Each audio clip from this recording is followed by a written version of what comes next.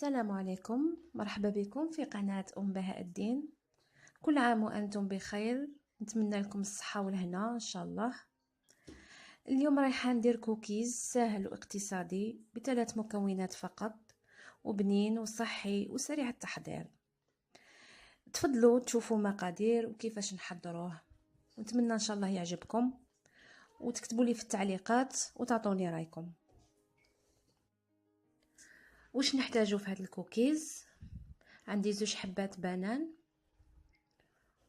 وعندي 100 غرام شوفان مرحي، و20 غرام حبيبة الشوكولا، ومغرف صغيرة نتاع الخميرة كيميائية. مكونات قليلة، 3 مكونات فقط، وتقدري تخدمي كوكيز بنين ويحبوا الأطفال.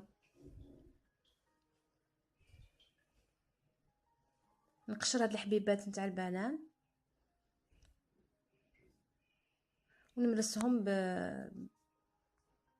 بالفرشاة.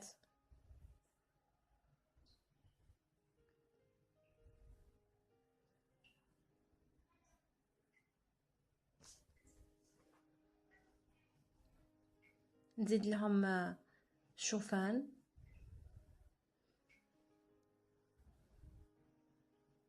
مية غرام، والخميرة. نخلط مليح باش هذيك الخميرة تتوزع كامل على الخليط.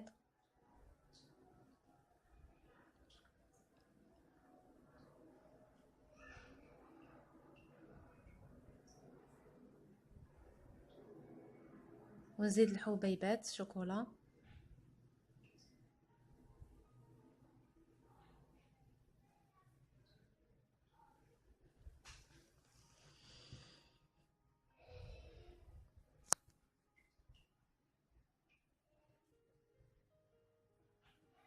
نخلطو بالعقل.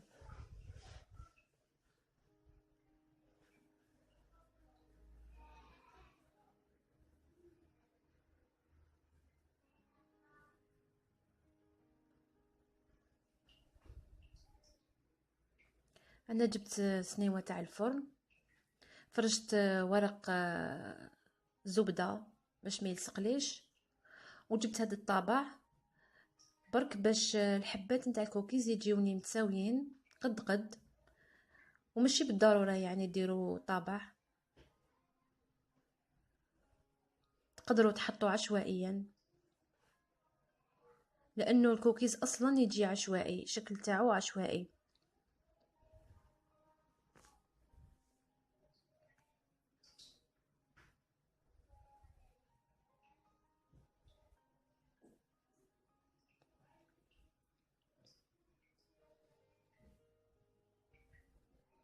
وراني مسخنه الفرن درجه الحراره 170 4 ساعة من قبل.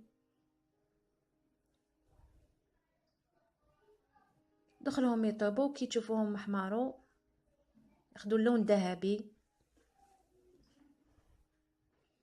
راني كملت كامل الحبيبات، ندخلهم للفرن يطيبوا ونشوفوهم بعد واجدين.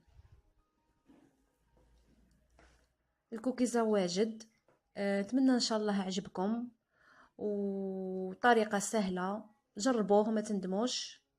ما تنساوش الى عجبكم الفيديو ديروا لي اعجاب وديروا لي اشتراك اللي مازال ما اشتركوش، والى اللقاء.